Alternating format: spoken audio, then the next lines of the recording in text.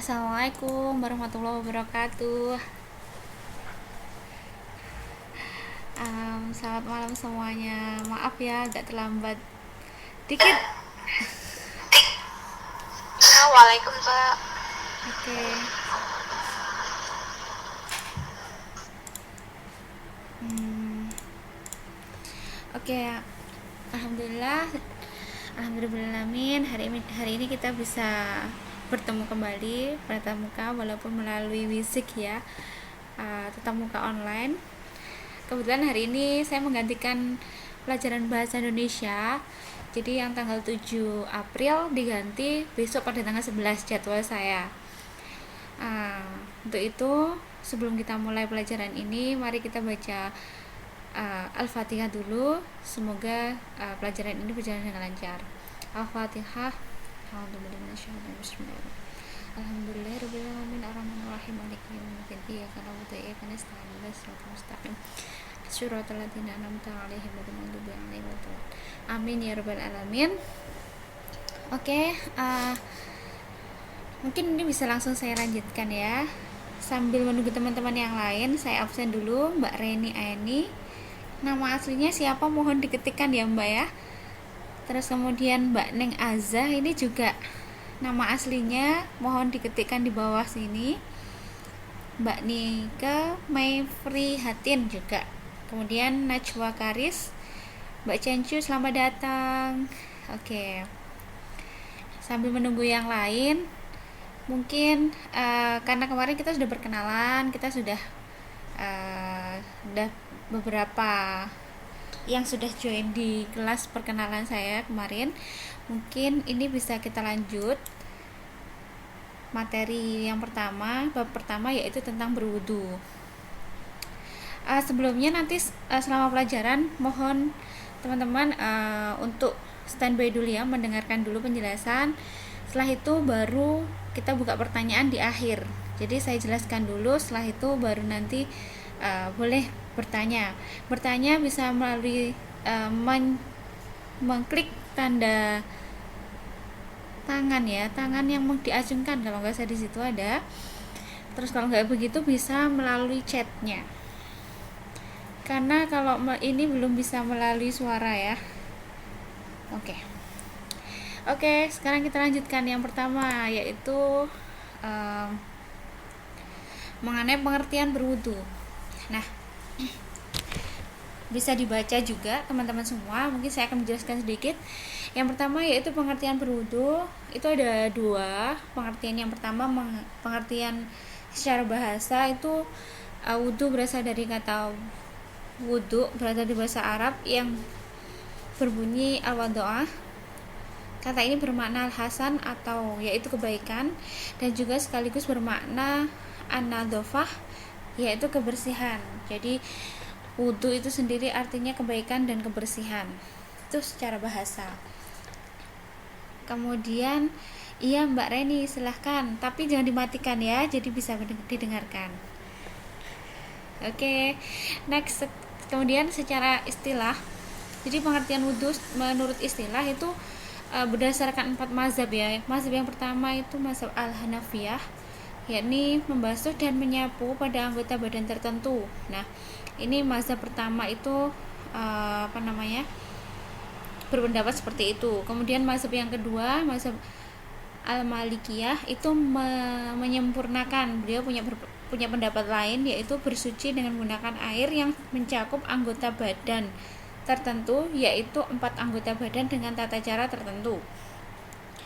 Kemudian yang ketiga itu mazhab Syafi'i, yakni beberapa perbuatan tertentu yang dimulai dari niat, yaitu penggunaan air pada anggota badan tertentu dimulai dengan niat.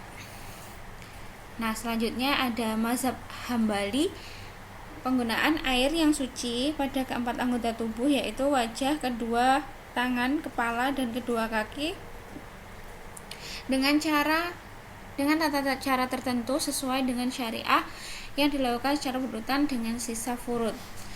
Sehingga dari beberapa pengertian di atas, kita simpulkan menjadi wudu adalah sebuah ibadah ritual untuk mensucikan diri dari hadas kecil dengan menggunakan media air. Nah, kenapa ini hadas kecil? Karena hadas itu ada hadas besar, ada hadas kecil gitu ya. Nah, kita menggunakan hadas kecil itu yang ringan-ringan seperti itu. Kemudian kenapa ini menggunakan air? Karena ada juga ritual atau ibadah ritual selain wudhu yang tidak menggunakan air. Nah, dan itu akan kita bahas selanjutnya. Namanya nanti tayamum ya. Oke. Selanjutnya sekarang di sini jelas ya. Nanti bisa kalau misalkan tanya bisa kembali ke pengertian mungkin seperti itu.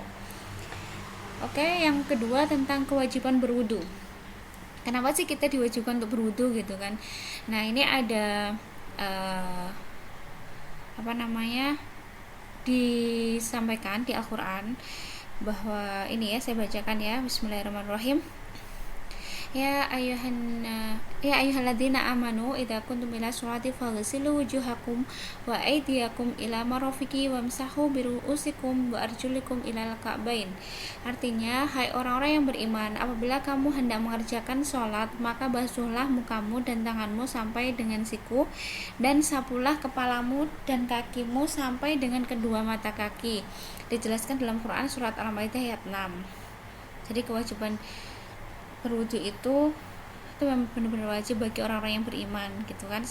Diwajibkan apabila berkehendak untuk mengerjakan sholat.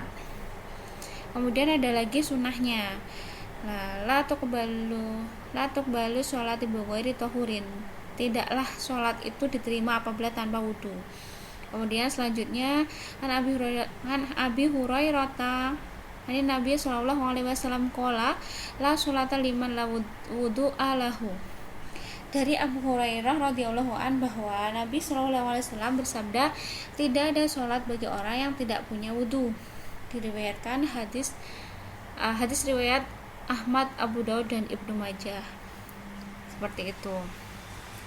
Sehingga memang kita itu diwajibkan wudu apabila kita akan mengerjakan sholat seperti itu kan.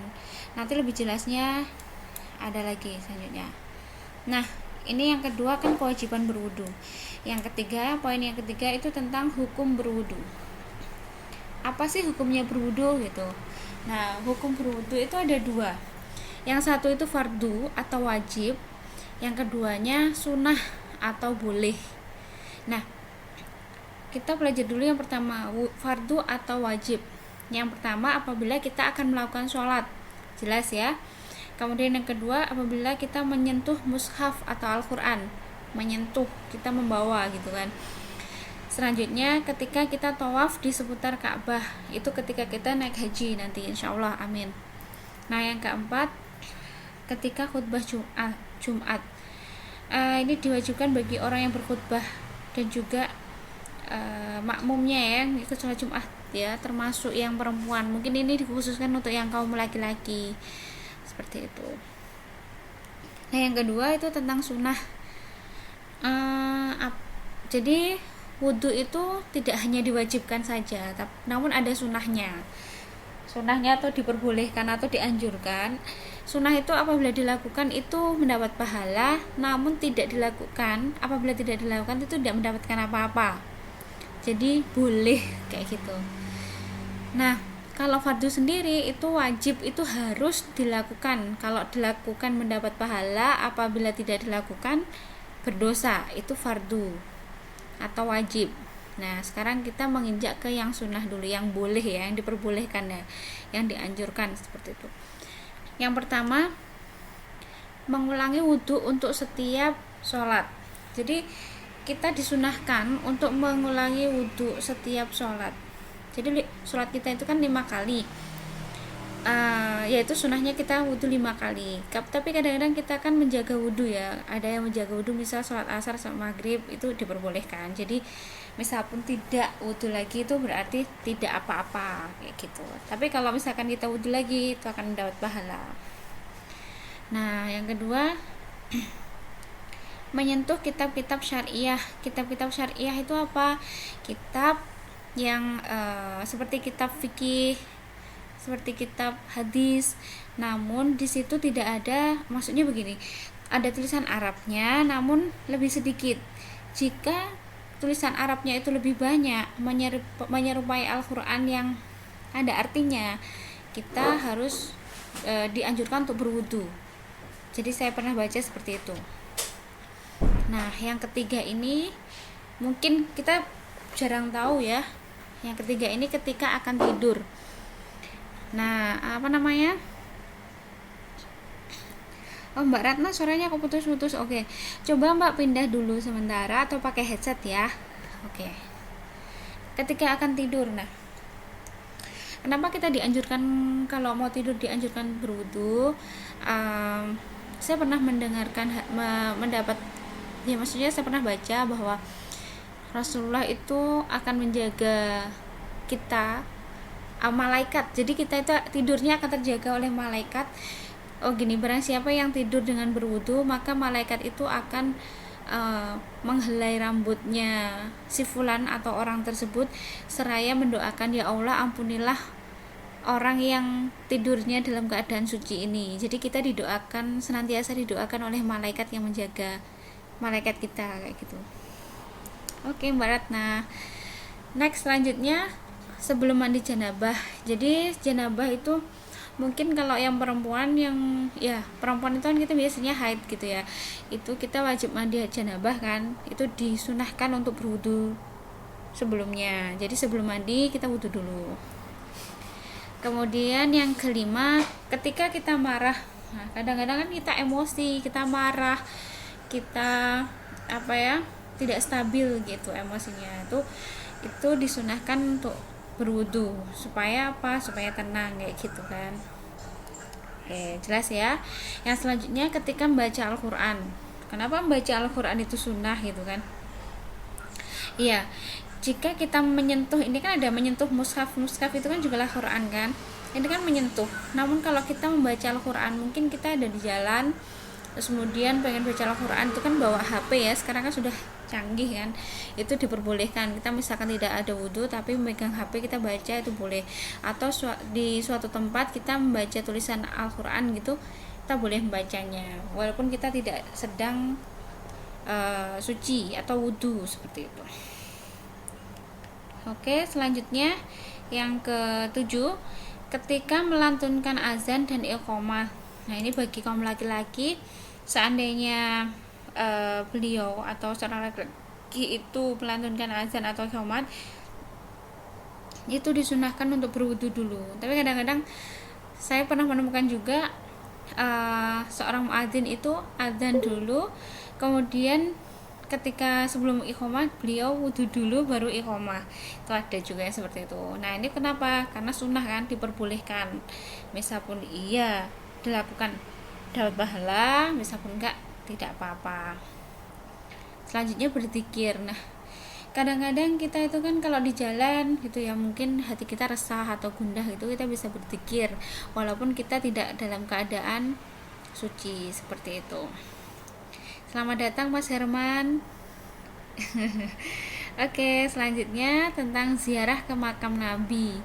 Nah, itu semoga ya kita diberikan kesempatan itu ketika nanti kita umroh atau kita naik haji, insya Allah ada kesempatan. Amin, amin ya rabbal alamin. Karena tempatnya kan di Saudi Arabia ya. Oke, kita lanjutkan yang selanjutnya, yaitu tentang syarat wajib wudhu. Nah, syarat wajib wudhu itu ada 8. Yang pertama muslim. Kenapa muslim? Karena kalau bukan orang muslim, kenapa harus berwudhu? Kan mereka tidak wajib berwudhu, seperti itu. Yang kedua, akil atau orang yang berakal. Oke. Oh, ada apa nih Mbak Neng Azah? Kak Miftah, Mbak Fitri lagi kesusahan masuk, jadi dia belum bisa masuk. Iya, nggak apa-apa, nanti bisa disampaikan ya teman-temannya ya. Oke, yang akil ini adalah bagi orang yang berakal sehat. Jadi orang gila itu tidak diwajibkan untuk berwudu karena mereka tidak itu lain lah dengan kita gitu kan, tidak berakal. Kemudian balik. Nah, balik itu apa artinya? Dewasa gitu kan. Kalau misalkan laki-laki biasanya sekitar 15 tahun, kalau perempuan 9 tahun itu sudah dinyatakan balik dan wajib wudhu ketika mau sholat gitu. Selanjutnya yang keempat, terhentinya hal-hal yang meniadakan wudhu. Misalkan wanita menstruasi itu juga bisa membatalkan wudhu kan. Oke, selanjutnya yang kelima, keberadaan air mutlak yang cukup. Nah itu maksudnya ketika ada air yang cukup untuk kita wudhu, kita diwajibkan untuk berwudhu. Jadi kan ada dua kan tadi yang saya sampaikan, bahwa menggunakan air dan yang tidak menggunakan air. Nah yang ini kita menggunakan air itu wajib, karena kalau apabila air mutlak yang kita gunakan itu cukup. Air mutlak itu apa? Air yang suci dan mensucikan. Jadi sebenarnya sebelum ini ada macam-macam air ya. Ada air yang suci namun tidak mensucikan, ada yang air yang tidak suci namun saya lupa. Ada banyak pokoknya air, macam-macam air. Itu nanti itu sebenarnya di bab toharoh kayak gitu. Oke, kita lanjutkan. Yang keenam, mampu menggunakan air. Maksudnya begini, mungkin kita yang sehat itu kan mampu menggunakan air, jadi kita diwajibkan untuk berwudu seperti itu. Namun jika ada kan mungkin lagi keadaannya lagi nggak sehat gitu, jadi mereka tidak mampu menggunakan air, itu diperbolehkan untuk tidak berwudu, namun dengan cara tayamum itu. Selanjutnya, waktu yang tinggal sedikit. Maksudnya apa ini? Ketika kita mau sholat kan waktunya udah mepet, namun kita juga harus sholat, tetap kita diwajibkan untuk berwudu. Selanjutnya, adanya hadas itu maksudnya ya ketika kita berhadas gitu, kita belum suci dari hadas, itu diwajibkan untuk berwudu. Itu ya syarat wajib wudu. Oke, semoga ini jelas.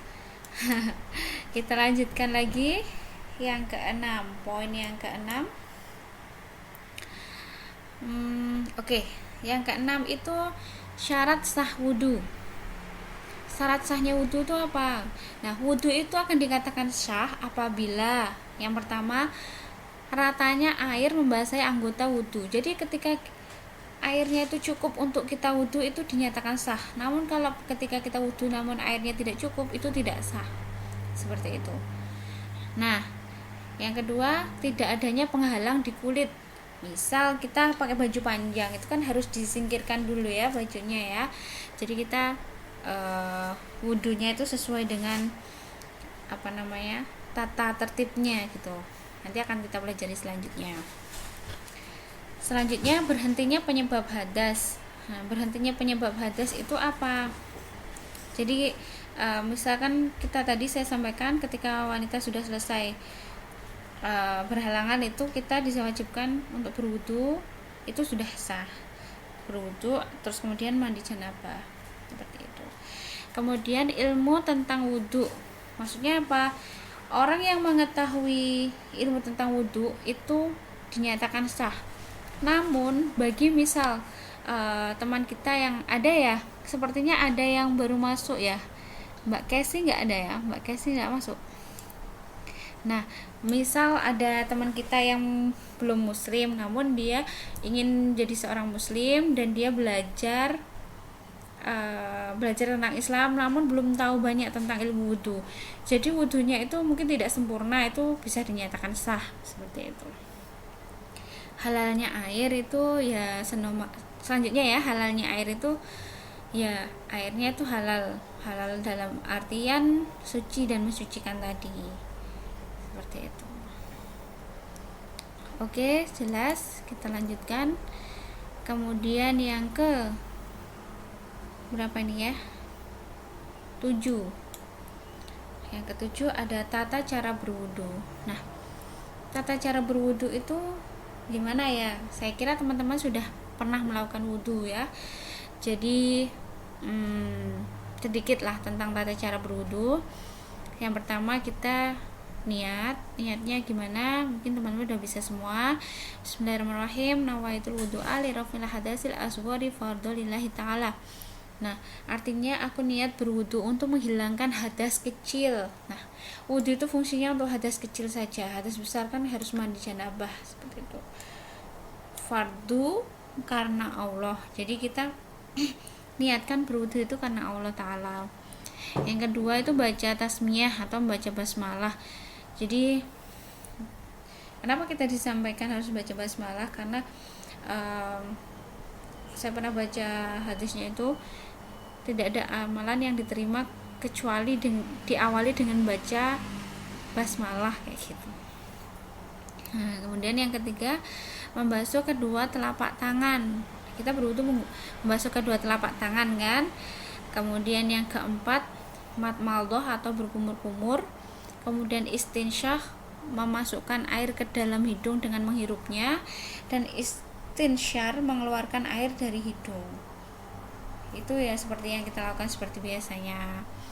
Yang kelima, membasuh muka atau wajah. Kemudian yang keenam, basuh kedua tangan sampai siku.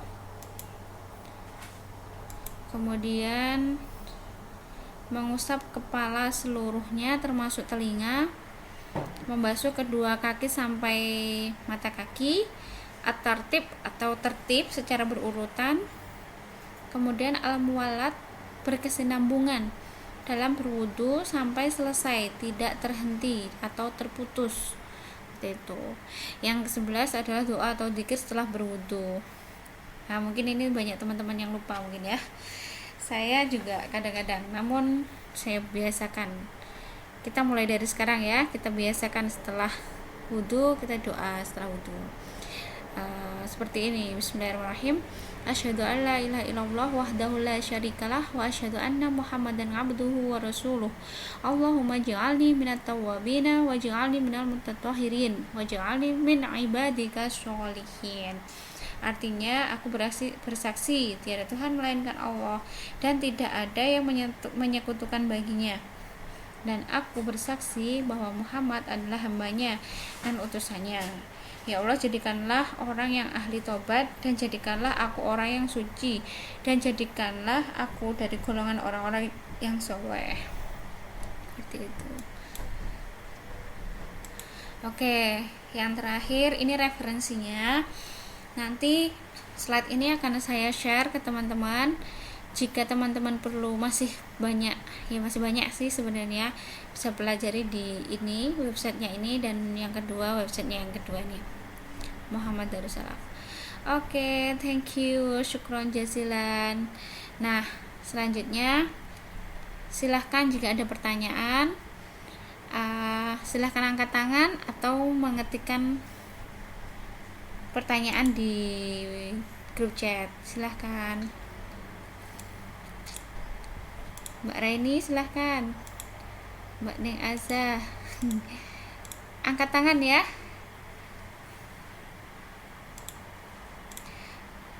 Mungkin terlalu cepat ya penjelasan saya ya. Karena saya rasa berwudu itu kan karena kita sudah sering melakukan ya. Jadi teman-teman mungkin sudah banyak yang tahu. Namun ada hal-hal mungkin yang perlu ditanyakan.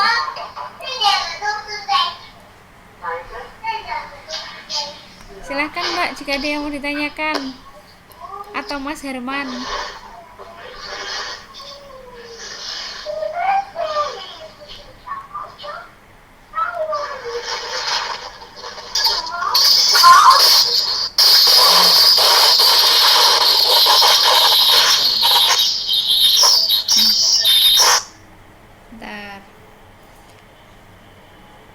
Oke, Najwa Karis, membasuh telinga hukumnya apa Mbak? Nah, membasuh telinga itu juga hukumnya jadi kita lihat dulu ya tata cara berwudu.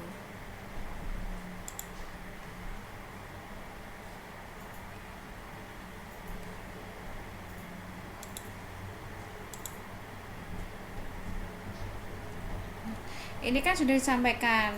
Jadi membasuh telinga, mengusap kepala seluruhnya termasuk telinga, itu juga salah satu tata tertib dilaksanakan ketika berwudu. Jadi kalau misalkan kita meninggalkan salah satu dari beberapa tata cara tersebut, maka wudu kita tidak sah seperti itu. Maka hukumnya apa coba? Wajib kan? Ya, karena tidak boleh meninggalkan satu. Ini kan sudah ada berkesinambungan. Tertib itu dilakukan secara berurutan seperti itu. Ini Najwa Karis itu kan laki-laki ya. Saya ingat, tapi namanya lupa, nama aslinya. Silahkan kalau ada yang mau bertanya lagi. Biasanya banyak yang pertanyaan. Mungkin kalau Udo apa ya, karena kondisi kita di sini bisa musim dingin gitu ya. Itu kan musim dingin kan kita males tuh megang air. Nah, makanya wudunya itu dari duhur sampai isya itu bisa juga. Jadi memang itu sunnah gitu kan. Silakan kalau ada yang masih mau bertanya lagi.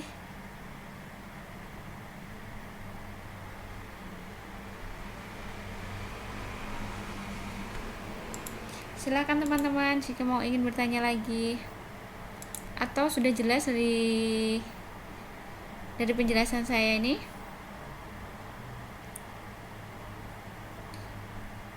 Bentar ya.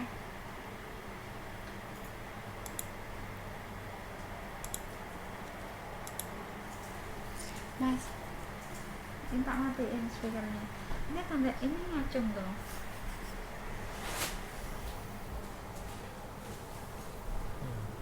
Ya kasih kesempatan bertanya. Kayak ini ngacung tuh tandanya. Oh. Iya.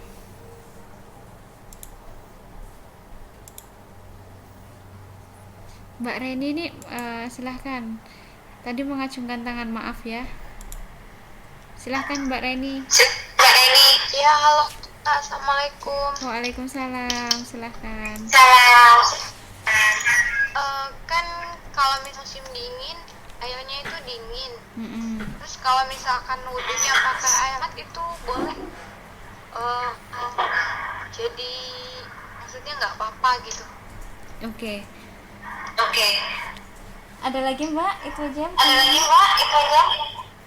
Ya, itu dulu. Baik. Saya jawab ya. Jadi ketika kita musim dingin ya, karena di sini musim dinginnya juga lumayan lama, berbulan ya gitu. Itu kita berwudu menggunakan air hangat itu diperbolehkan. Namun dalam artian dalam jumlah besar ya. Dalam jumlah besar gimana? Biasanya kan kita kalau misalkan mandi atau kita ada tandon kan ya di rumah itu kan. Nah, itu sudah melebihi dari cukup dan kita diperbolehkan untuk berwudu menggunakan air hangat tersebut.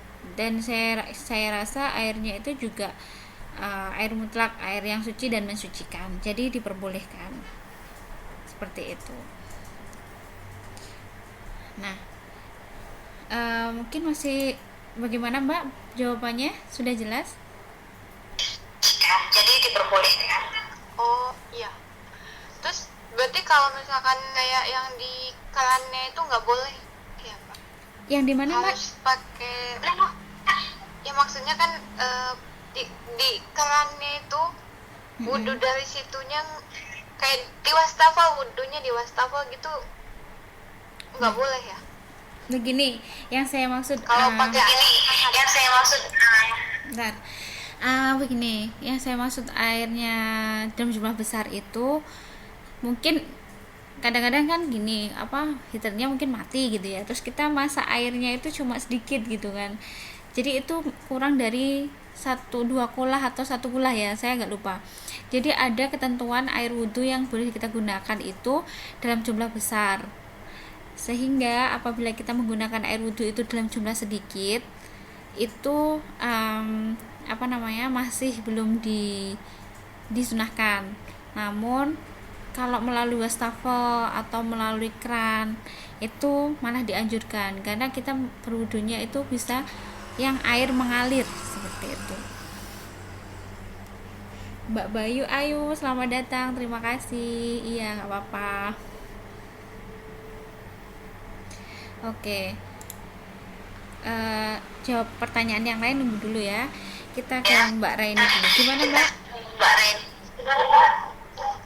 Iya Mbak, udah ngerti. Makasih. Oke, terima kasih. Terima kasih banyak Mbak Reni atas pertanyaannya. Nah, selanjutnya ini ada yang ke tangan lagi Mbak Neng aja. Kayaknya tadi udah ngetik ya. Kak, terkadang pas saya sholat nenek saya suka manggil dan terpaksa saya harus dihentikan dulu. Apakah wudhu saya masih ada? Nah, Mbak Neng Aza mungkin perlu mau disampaikan lagi. Silahkan Mbak. Bentar, masih loading. Silahkan Mbak. Assalamualaikum. Waalaikumsalam. Iya gini Kak, terkadang pas saya lagi sholat itu 1-2 rakaat terus nenek tuh manggil-manggil, kalau tidak dipenuhi kan kadang dia suka manggil-manggil terus, jadi terpaksa aku penuhi dulu panggilannya. Terus udah gitu sekitar 5-10 menit lagi aku baru bisa balik lagi sholat. Apakah aku harus wudhu lagi atau wudhu aku yang tadi itu masih sah gitu Kak? Baik, saya jawab ya. Jadi kalau misalkan keadaan kita tadi kan mbaknya udah wudhu, udah keadaan sholat, kemudian kan batalkan sholatnya, ditinggal terlebih dahulu, kemudian kembali lagi. Itu tidak batal apabila mbak itu tidak tidak berhadas kecil, dalam artian mungkin keluar angin atau kita menyentuh sesuatu yang najis atau yang membatalkan wudhu. Jadi tadi yang hal-hal yang membatalkan wudhu mungkin kita udah sedikit banyak udah tahu ya, kewajiban berwudhu tadi.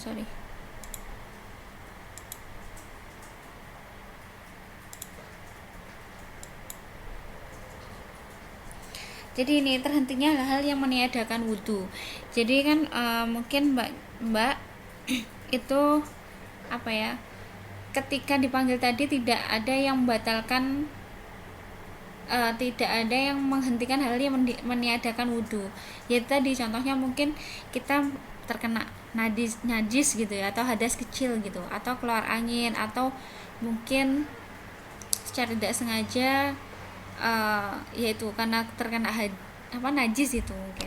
Jadi itu diwajibkan wudhu. Namun jika mbak itu dalam misal pergi tadi terus kemudian kembali sholat itu yakin tidak menyenggol atau menyentuh apapun yang najis atau tidak membatalkan wudhu, maka itu dinyatakan masih bisa atau masih dalam keadaan suci, seperti itu.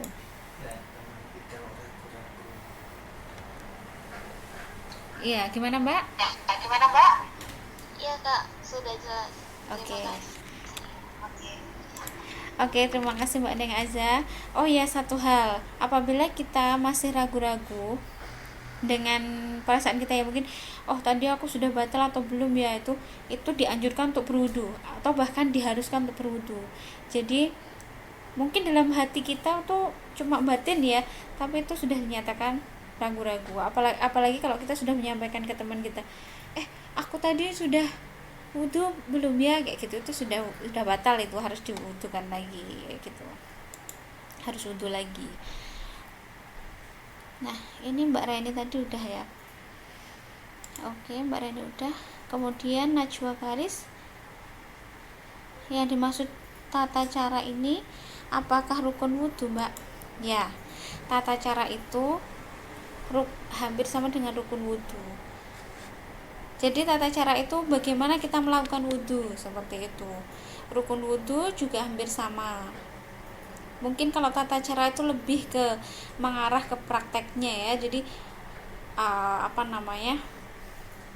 lebih detail. Namun kalau rukun itu hanya disampaikan poin-poinnya aja. Mungkin kayak rukun Islam itu kan ada 5 kan, mungkin tata cara menjadi seorang Islam itu seperti ini, itu kan hampir sama ya, seperti itu. Ada pertanyaan lain mungkin? Mas Andi yang baru datang, selamat datang ya. Ada yang bertanya? Oke, ini ada lagi Mbak Nike Mai, sebentar Mbak. Oke, silahkan. Assalamualaikum. Waalaikumsalam. Ini loh Kak, misalkan ya, apakah boleh kita pindah tempat ketika ambil air wudhu, misalkan ya air kerannya itu mati atau macet gitu, kita pindah lagi ke maksudnya ke keran yang satunya. Tapi itu harus lanjutin wudhu kita atau kita ulang lagi? Oke. Nah, pertanyaan yang bagus. Jadi gimana ya kalau misalkan kerannya tuh udah habis, kemudian kita pindah ke tempat lain? Coba, ini kita belajar wudhu di sini adalah tata cara wudhu yang benar ya. Kita berusaha supaya wudhu kita itu sempurna. Kayak gitu. Bentar, tata cara berwudhu. Jadi kan tata cara berwudhu tadi kita sampaikan ada yang al-muwalat. Jadi al-muwalat itu berkesinambungan dalam berwudu sampai selesai, tidak terhenti atau terputus. Jadi dianjurkan apabila kita berwudu itu bersinambungan. Katakanlah misal kita habis wudu, habis itu kita ngobrol dulu baru dibasuh kakinya, itu juga yang tidak dibenarkan seperti itu, yang tidak dianjurkan. Kemudian mungkin karena tadi di wastafel terus pindah ke tempat lain, itu seandainya berkesinambungan atau dalam keadaan langsung, misal habis dari tempat wastafel langsung pindah ke tempat itu, mungkin dalam waktu yang dekat itu diperbolehkan. Yang dimaksud di sini mungkin kita tidak diperbolehkan untuk berbicara dulu dengan teman atau ngobrol dulu baru nanti dilanjutkan yang kaki, itu yang tidak diperbolehkan. Kalau yang misal kita wudhu dulu dari wastafel kemudian kita pindah ke tempat lain, itu saya rasa tidak apa-apa, namun dalam waktu yang dekat, seperti itu. Bagaimana Mbak Nike? Ada yang kurang jelas? Bentar.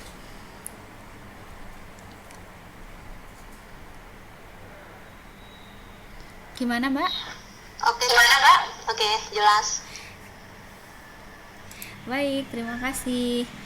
Nah, ini ada pertanyaan selanjutnya. Oh, Mbak Bayu Ayu, ya Mbak, nggak apa-apa. Ada temannya kok yang lebih telat lagi nih Mas Andi nih. Nggak apa-apa, nyantai aja. Nah, ini Mas Andi ada pertanyaan.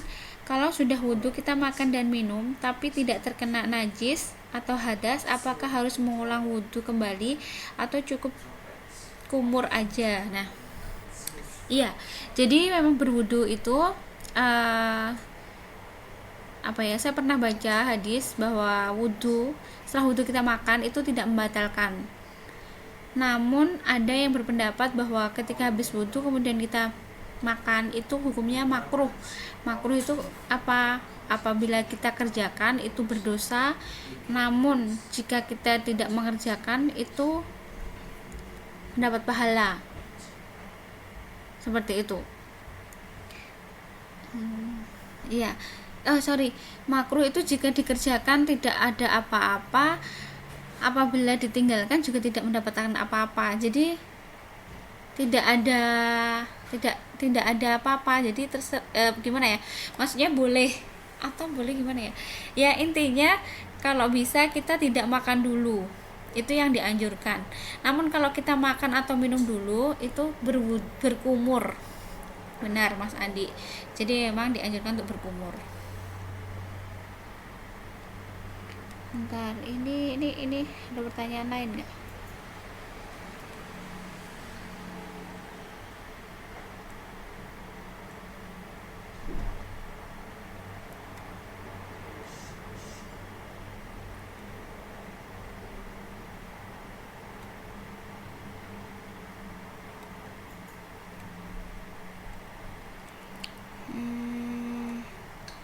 Bentar ya, saya lihat Mas Andi tadi pertanyaannya sudah benarkah? Mas Andi coba dijawab dulu Mas Andi, udah jelaskah jawaban dari saya?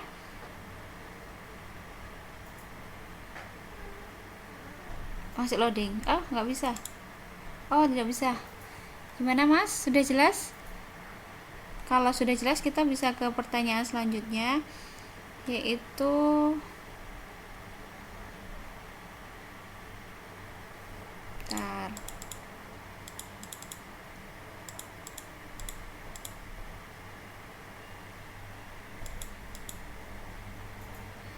ini ada Najwa Karis bertanya, Mbak, saya pernah dengar kena najis itu tidak membatalkan wudhu, benarkah? Nah, kan najis ya, jadi najis itu kan sama dengan hadas kecil. Jadi kalau bisa ya kita dianjurkan berwudu, jadi wajib gitu hukumnya. Kan najis itu ya, najis itu kan kotoran juga, jadi kita diwajibkan untuk berwudu. Saya kalau ini belum pernah dengar, namun nanti kita pelajari lagi bagaimana sebenarnya. Tapi setahu saya jika kita sudah berwudu kemudian kena najis atau kita berhadas kecil seperti yang saya sampaikan ke Mbak, pertanyaan yang pertama tadi siapa ya, Mbak Ratna ya, Mbak Reni tadi kan, kalau misalkan meninggalkan sholat namun tidak terkena najis itu masih diperbolehkan melanjutkan sholat. Namun kalau sudah terkena najis itu dianjurkan untuk berwudu lagi gitu, Najwa Karis. Nah, ini Mbak Reni itu gimana maksudnya Mbak? Tapi bukankah itu salah satu yang membatalkan wudu Mbak? Iya, dari pertanyaannya Najwa Karis ya Mbak ya. Tapi kalau sholat kena najis itu batal. Nah, maksudnya bagaimana kalau sholat terkena najis? Bukannya sholat itu kita diam, kemudian terkena najis, bagaimana bisa gitu kan? Namun setahu saya ketika kita sudah wudu kemudian najis, ya kita harus berwudu lagi. Kecuali baju kita kena najis itu tidak batal, tapi bajunya yang harus ganti kayak gitu. Oke, selanjutnya ini Mas Andi, jadi cukup kumur-kumur aja, tidak harus mengulang wudu kembali ya Mbak? Iya betul, jadi cukup berkumur-kumur aja. Makan dan minum, kalau makan dan minum itu hukumnya sebenarnya makruh. Jadi setahu saya kalau kita sudah wudu kemudian kita makan dan minum secara sengaja loh ya, itu makruh. Makruh itu gimana? Kalau misalkan kita kerjakan itu sebentar, makruh itu intinya kita tidak dianjurkan seperti itu. Namun kalau tidak sengaja itu tadi wajib berkumur-kumur, iya Mas. Jadi kalau kita sudah wudu sebaiknya kita tidak makan atau minum dulu, karena dikhawatirkan ketika kita sholat ada sesuatu yang terganjal di gigi kita sehingga membuat kita tidak khusyuk sholatnya. Jadi kayak gini, mungkin lidahnya itu selilitan ya katanya orang-orang itu, jadi mau melepaskan selilitnya itu. Nah itu dikhawatirkan mengantisipasi itu, sehingga para ulama itu berpendapat bahwa sebaiknya kita tidak makan atau minum dulu sesudah wudu dan sebelum sholat seperti itu. Iya, maksudnya makanan ya. Ada pertanyaan lagi? Silahkan, sepertinya Najwa Karis mau tanya lagi nih. Yang lain ya ditunggu ya. Mumpung waktu kita masih ada sekitar 9 menit lagi.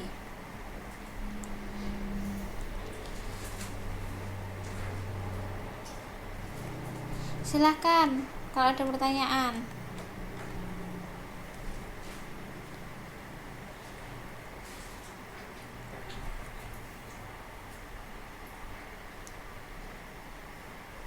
Silahkan Najwa Karis, ini kok ngetik gak jadi-jadi ya?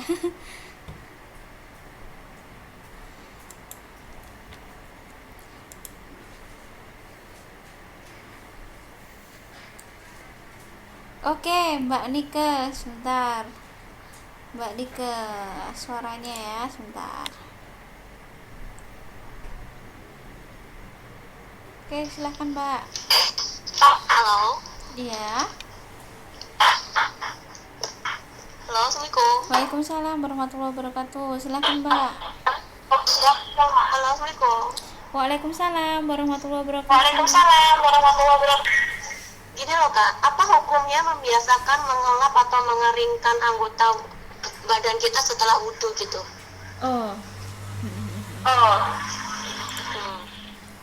Wah ini pertanyaan bagus sekali. Tadi lupa belum terlintas. Jadi saya pernah mendengarkan hadis ya, waktu itu saya dengarkan ceramah bahwa ketika kita setelah berwudu itu sebenarnya kita tidak dianjurkan untuk mengeringkan mungkin mengeringkan menggunakan handuk ya, mungkin mengusap muka, tangan dan kaki itu dengan handuk, itu yang sebenarnya tidak dianjurkan.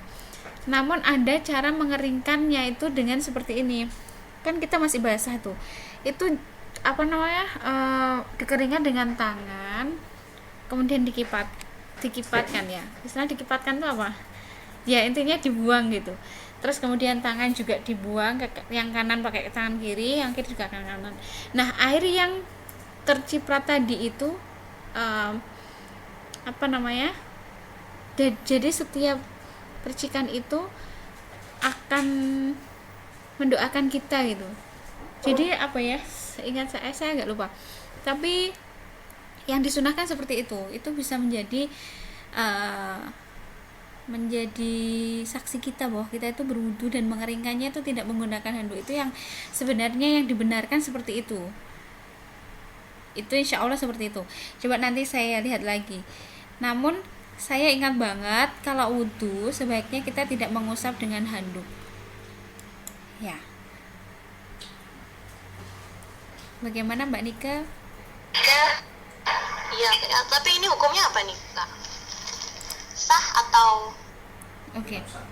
Sebenarnya kalau misalkan dilihat dari hukum wudunya sendiri tetap sah, tetap boleh dilaksanakan, kita tetap boleh melaksanakan sholat.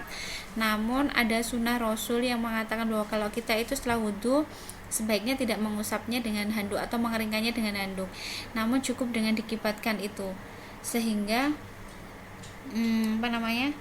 kita air yang percikan tadi itu menjadi saksi kita nanti bahwa kita itu berwudu gitu.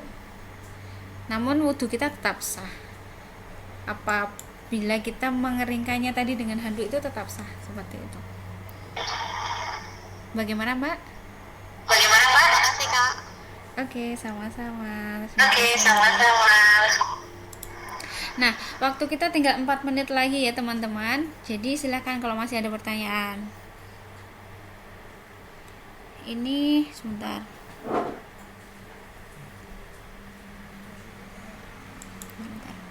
Najwa Karis, saya pernah udah sebentar. Begini Mbak, seumpama kita sholat tapi kena najis, contoh kejatuhan kotoran cicak, itu batal sholat kita. Tapi jika kita masih punya wudu dan terkena najis, maka tidak batal wudunya, melainkan cukup dibersihkan saja. Itu yang pernah saya dengar Mbak. Oh ya, begini.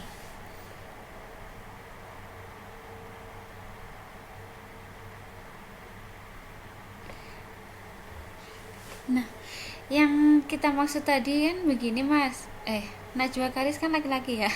Jadi kalau misalkan najis itu kan bajunya kan mungkin yang kena ini, tapi kalau misalkan tangannya, kalau dari saya pribadi sih sebaiknya berwudu kayak gitu, karena itu kan najis.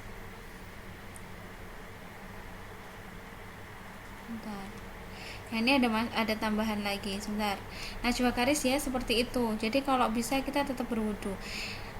Ada beberapa pendapat sebenarnya. Mungkin salah satunya yang Najwa Karis sampaikan. Namun kalau saya pribadi mungkin sebaiknya berwudu lagi. Kemudian ada Neng Azah nih. Saya pernah dengar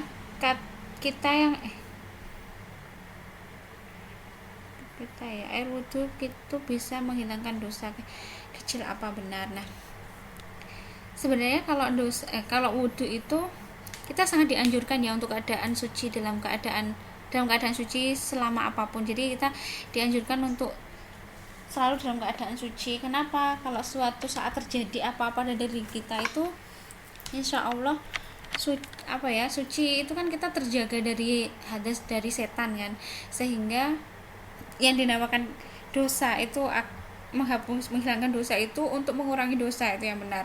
Kalau menghapus dosa itu yang saya kurang paham. Namun setahu saya kita dianjurkan untuk menjaga wudhu itu supaya terhindar dari godaan setan. Godaan setan itu kan membuat kita untuk melakukan sesuatu hal yang membuat kita berdosa gitu kan, sehingga kita meminimalisir dosa kita seperti itu.